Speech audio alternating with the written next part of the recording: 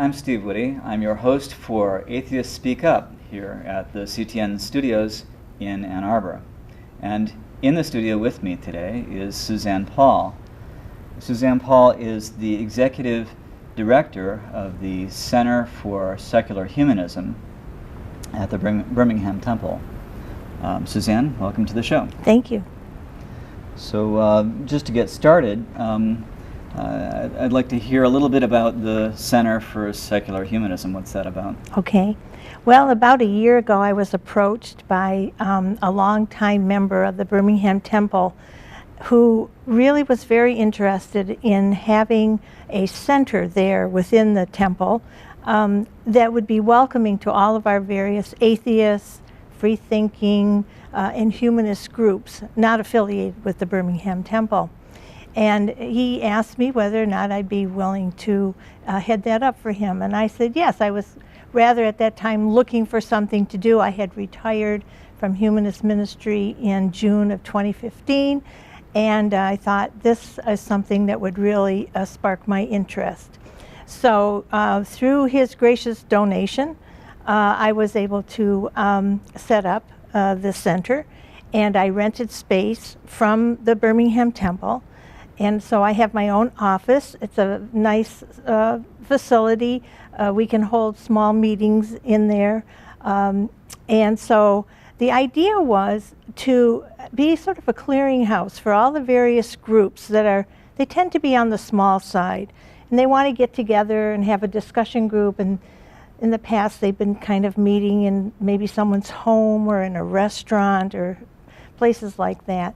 And this provides them with a private space to be able to come and have their meeting or their small get-togethers. And I also provide them with space to perhaps they leave a box of their things right there in my office so they don't have to be bringing it every time they get together. And then we can even expand it beyond just the little small groups. For instance, the Michigan Atheists will be having their convention at the end of April, and they will be using the facility. But I sort of work as the clearinghouse, if you will. People call me, they say, oh, I have a group of, let's say 20 people coming in once a month. Would you have space for us? So I get all the details. I find out what day of the week they want to come in, what the hours are going to be, and then I check with the executive director from the Birmingham Temple and say, do we have space available for these folks? And if we can accommodate them, we're more than happy to do so, and we run that through the Center for Secular Humanism. Generally, there's no cost if it's a small group. If we have to have our custodian on duty for the event, then there may be a small cost. But that's the beauty of the center, is that we're being funded by a donation from an anonymous donor who's allowing this to happen. And it's a terrific gift to the humanist and atheist community. It really is. So the space that a group might use might be bigger than could be accommodated by somebody's home, or maybe even bigger than could be accommodated at a restaurant. Yes, and it's more private, and it's a little bit more professional. You know, sometimes if you're a newcomer to a group, you are a little hesitant to go to someone's home. You don't know that person, you don't know what you're going to find. And so many times people are not real keen on going to a stranger's home for a meeting. And then when you're in a restaurant, very often they don't have a private room for you. And so you're trying to have a discussion group while people are dining, you know, and so sometimes that isn't the best facility as well. It also may be noisy at a restaurant. It's noisy. Yeah. Mm-hmm. And you also have some facilities, microphones, projectors, yes. That kind of stuff. Yes, the Birmingham Temple is gracious enough to allow us to use their equipment. And of course, they have a beautiful facility there. It's a large building, and so it accommodates for smaller groups, larger groups. It's really a lovely place. And they have all of the latest and greatest in technology that we can use. Yeah. Just as an aside, so the Birmingham Temple, it sounds like it's a religious organization. What is their the Birmingham Temple? Well, the Birmingham Temple has quite a history. The Birmingham Temple got its name when Rabbi Sherwin Wine, who was the founder of humanistic Judaism, formed, it was around 1963-64 that he founded his congregation, and at that time they were meeting in Birmingham. And so they wanted a really secular name, so they called it the Birmingham Temple. Well, then later on, in around 1970, they acquired property in Farmington Hills. And so they then were able to build their lovely building, and they just kept the name Birmingham Temple. So the Birmingham Temple is located in Farmington Hills, and it really doesn't have any other significance other than that's where they first formed, was in the city of Birmingham, Michigan. It's potentially confusing. Yes, it is. It's very confusing. I've been there. It hasn't been a problem. You get an address, you put it into Google Maps, and you're there. Well, we found also that a lot of the secular atheist groups were hesitant to come into a building that they perceived as being a religious building. And I've certainly met people who have that view. Yes. And so we thought by, creating the Center for Secular Humanism, we're renting space from the Birmingham Temple, but we are our own, entity, if you will. The Birmingham Temple, however, is not a religious organization. It, except probably in terms of how you have to file with the government. You have to get your 501(c). I suppose that's how they're viewed, but they are a humanistic, Jewish congregation. So that's Judaism without God is what they do. As an aside, the 501(c)(3), if you're getting that from a religious perspective, and you don't have to, but if you are doing it from a religious perspective, you basically have to have things that you believe in. And so if you can, it doesn't have to be a deity, it can be things that you believe in. And so it's really quite lax. That's true. And when they were incorporating back in the early 60s, I suspect that things were a little bit more stringent than they are now. In other words, I think that being secular is probably a term that people understand much more now than they would have in 1963 when the Birmingham Temple was formed. But the Birmingham Temple is definitely a congregation that was for people primarily from a Jewish background, but certainly not all from a Jewish background who are involved with the Birmingham Temple, but who were culturally Jewish, but not religiously so. Sure. And so I recognize that it can be a little off-putting to some groups that perceive it as they're going into, a house of worship, if you will, but that's not the case. And so that's why the Birmingham Temple is such a welcoming place for all the groups, atheists, free thinkers, secular, however they see themselves. One of the groups, the guy introduces each meeting with a list that he reads off of his cell phone, and it takes a full minute to get all of the different names for these groups. I know. It is funny. Quite amazing how many there are just in the southeast Michigan area. Sure. And so we've been trying to figure out ways to get the word out to all of them that, hey, you're all welcome here. If you're looking for a space, we're happy to accommodate you. Well, the Michigan Atheists Convention at the end of April should bring an awful lot of people into the building all at once. I hope so, and I hope it also is a way of dispelling any fears they have about the Birmingham Temple being some kind of a, traditionally religious institution, which it is not. So, yeah, typically the Michigan Atheists, using the word atheist is sort of an in-your-face sort of, it sounds like they're going to be militant. And I think having the Michigan Atheists in that space should do something for the space. I hope so. I hope so. And the other thing that I can offer through the Center for Secular Humanism is that all of my years of experience, I spent 29 years as a humanist minister, serving mostly Unitarian Universalist churches, but I did an awful lot of consulting work during those years with congregations and groups. And so I'm there, and I'm more than happy to sit down with anyone from any one of their groups who may be having issues about for anything, how to get my group started, Yeah. how to fundraise, and that sort of thing. And so I can be a resource, and I enjoy that. I really. 29 years is an awful lot of experience. I can only imagine the breadth of circumstances that you've encountered and have dealt with. Sure. I'm sure. Well, I think one of anything. the things is that many times groups think that they're very unique in whatever problem they're having or challenge that they're facing, and I like to come in and say, oh, really, this is not as big an issue as you might think it is. There's lots of ways we can work this through. And so I'm happy to do that, and I enjoy doing it. I love it when I see a success. I like the groups that succeed.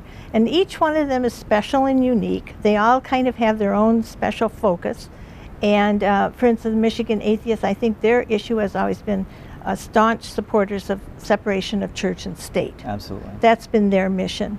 And so I love to work with them and keep them on that path, because that's something that's very important. And that is an issue that is common among many of the groups. Not every group, but many of them. So, for example, the Sunday Assembly doesn't have that as one of their goals. But they have plenty of overlapping goals with the other groups.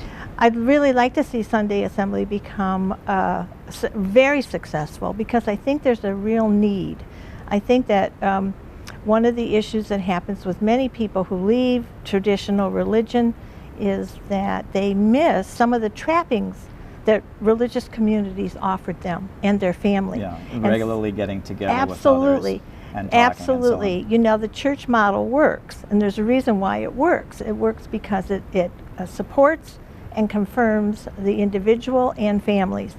And Sunday Assembly is right on the cusp, of making that really work for secular people. Right. And so I would love to see them be very successful. Some of the groups are enormously successful throughout the United States. So I would love to see the one who is currently meeting at the Birmingham Temple. They meet on the second Sunday of the month. I would like to see them really do well. And they're not just a group that come together into the setting and then have what amounts to a service. They also do service projects outside. They do. Yes, so they do work with the gleaners and things like that. And so, they're a very viable group that has been, I think they've been meeting almost 2 years now at the Birmingham Temple. Over 2 years, I think. And again, initially there was that sort of pushback about meeting in what was perceived as a religious institution. And then once people got in there and they saw what it was, they were comfortable. And one of the features of this organization is that they are what I would call radically inclusive. So they actually don't care if you come in and you're religious. They don't care, that's fine. Or if you're not religious, they're fine with that. They're really kind of at the edge of, we're secular. We're not interested in a deity per se. We have speakers that talk about social justice or other issues that are of interest to a lot of people. Right. And so they have a different focus, and so the sorts of things that they want to focus on, that work on, put effort on are different. Right. And then another group, if I might, I'll jump in about the American Humanist Association. I'm a past president of the American Humanist Association. I was president in 1991. And they have chapters throughout the United States. And just about 2 years ago now, a chapter was formed in Southeast Michigan. And they meet on a regular basis at the Center for Secular Humanism. Oh, cool. And they're doing very well. They have a speaker once a month. They meet on the third Sunday of the month, and everyone is welcome to attend. And they have a board, and this year I happen to be the president of the chapter. I followed Jeff Falig, who was the original president for 2 years. And they're a very viable group. So anyone interested in getting more information about that, just go to the website, or it's all out there and available. Yeah, and there's also, for these dates, there's meetup.com, Oh, and, yes. And there is a calendar that has a lot of the groups Yes, together. yes. I fully admit that I'm lacking in my skills with social media, and thankfully we have a lot of younger people that are on the board and attend, and they speak this whole other language that I have no idea what they're saying most of the time, but I trust that they know what they're doing, and through that social media, it's just amazing, really. That's how people find us. So it's terrific. So Michigan Atheists understands that not everybody is technologically savvy, so we have a post office box. Oh my goodness. Box 25 in Allen Park. Oh my gosh. It's pretty funny. Yeah, you don't hear that too often anymore. I know. Yeah. So yeah. So we've I think we're just about up to the upcoming events. Well, one of the things that I'm very excited about through the center is that to date, the center hasn't presented anything of its own, but we are about to do so.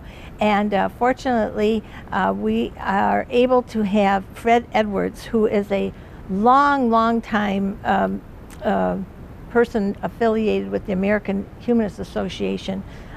Fred was their executive director for many years, and then he went on to be the editor of the Humanist magazine. And he is a graduate of the Humanist Institute, and he is just the most knowledgeable and fun kind of person to be with. And he's coming to the center on April 1st and 2nd to do a workshop on humanism, the title of which is Humanism, A Grounded Worldview. And it won't be just a series of lectures. It's going to be a lot of interaction, and he has videos and all sorts of wonderful things. And so we're really hoping that people will take advantage of this opportunity to see Fred and be a part of this workshop. Yeah. If you don't know anything about humanism or any of our atheist secular groups, this is a terrific introduction. We do have actually a few minutes if we could just say what kinds of things that he might be talking about. Well, he'll go into like sort of the history of humanism, and then he'll discuss how it manifested here in the United States, what groups embraced humanism, how do you live a humanistic life, what does that mean, you know. And maybe we could go through that, just a point or two. Sure. Yeah. Well, because one of the things that the religious will insist is that you absolutely need to have a religion or have a God or whatever in order to live a moral life. Right. And the humanists don't do that. No. But there is an emphasis on a moral life. So yeah, well, right now the American Humanist Association has a terrific bumper sticker, and it says "Good without God," and I think that sort of says it all for me, anyway. But of course, you can live a moral life without a deity. Right.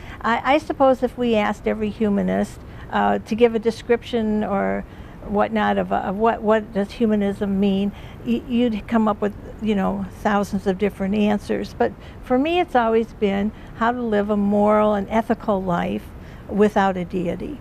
And I think I've been quite successful at that. I've raised 3 children that are humanists, and we do identify as humanists rather than atheists, but we're atheists, but we're humanists. I think humanism is a more positive way to approach it as a, you know, it tells people what you do believe as opposed to what you don't. And so I've raised 3 children as humanists, and now I have 3 very humanistic grandsons that I'm very proud of. And we've all sort of managed to live pretty good lives, I think. And we're good people, and we try to stay socially active and give back to the community and so forth. And we've done that for all these years without this concept of a deity. Yeah. Could we pick something? A question I've gotten is, what motivates you to do good? Well, it's pretty simple, because it's the right thing to do, and you feel better when you do the right thing. I think feeling better is a good thing. It is, yeah. And I think you instinctively know that you really don't have to worry about rewards and punishments in the next life. I think when you stay on the path of righteousness, if you want to use that word, you do feel better, and the reward is great. I mean, it's not a monetary thing, but it's where you feel good about yourself when you're helping other people and you're doing the right thing. And I think my children always recognize that rewards and punishments, they happened in this life. If you messed up, there's repercussions are going to happen pretty quickly. And so, not that we don't all mess up from time to time, but I think that certainly you can be good without God. Sure, I actually like the double meaning of good without God. Yeah. Being good without God, and I'm okay without God. I mean, there are those two meanings. And when you've got something like that means more than one thing, and you mean both things. Yeah. I think that's clever. I think that the beauty of this workshop is that it gives people the tools that they need to be able to explain who they are to other people. That's an important thing. People, in our culture, people always want to know, what church do you belong to, or what religious community? Right. In Boston, it was, what parish do you belong to? And what parish do you belong to? So it wasn't just Christianity, it was Catholicism. Exactly. And you were assumed to be Catholic. You were Catholic. That's right. I moved in from out of town. Why should I be Catholic? Exactly. And so when the more you study and the more you learn, the more confident you get in being able to explain your position in life. That's right. And so I think the fact that we provided our children with that kind of education throughout their childhood, it gave them the confidence to go into their adult life as humanists and be able to explain what that was to other people. And I think all of us need that. So I think that this workshop that we're going to be presenting is a tool. It gives you the knowledge. It gives you the confidence to know you're not alone. Lots of people believe the way you believe. So you're just not out there, floating around all by yourself with this concept. And and you get to know other people who share your belief system. Mm-hmm. So there'll be time for people to get to know one another, and I think that's important too. Yeah. So we hope we have a good turnout for the event. And I hope so. And again, you can go to the secularhumanism.org webpage and get all the information about the event. And you can Google Fred Edwards, A Grounded Worldview, that sort of thing. Yes, absolutely. Oh, yes, there's lots of information out there about Fred because he's been such an activist for so many years. So there's lots of information about Fred. Okay. You see, we do have the Michigan Convention coming up. Yes, the Michigan Atheists are coming up the end of April. Yeah, April 29th. So Fred is going to be there on a weekend, the 1st and 2nd? Yes, he's going to be there. April will be a busy month, really, for the center because we have the two events. And then the Michigan Atheists have their convention at the end of the month. And that's on the 29th, a Saturday? Yes, that's an all-day event. A one-day event. Yeah, one-day event. And again, their information, I'm sure, is also online. So I would encourage people to attend that as well. Yeah. In that convention, there should be several speakers. Matt Dillahunty is going to be there. Yes. And other notable names in atheism, people who have studied the various things and have decent things to say. Right, right. And of course, the American Humanists Association puts on their convention once a year. This year it's in Charleston. And they always have very big name speakers as well, and everyone's always invited to that. And that's a terrific event. Yeah. Although for Michiganders, this is local. Last year it was in Chicago, so it was terrific. We could drive, and that was really very convenient. 3 or 4 hours down the highway, and you're there. Yeah. But they do move that convention around the country so that it reaches out to a broader audience. Mm-hmm. Yeah, and of course all those lectures are online too. So just as your Michigan Atheists, your lectures go on. This show has aired most of the material from a number of conventions over the years. We're up over 100 episodes. Oh my gosh, that's wonderful. So that's terrific. There's plenty of material here. Yeah. And we hope that you enjoyed Atheists Speak Up. I'm your host, Steve Whitty, and I'd like to remind you that we have a large backlog of prior shows that are available on YouTube. So you can get to them by searching for YouTube Atheists Speak Up. That should get you there. You should be able to find the Atheists Speak Up channel. You can subscribe and watch all of the available shows.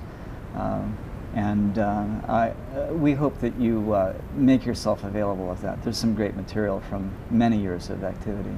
So I think that's basically we're roughly out of time. Oh my goodness! It was great having you here. The time really flies. Thank you.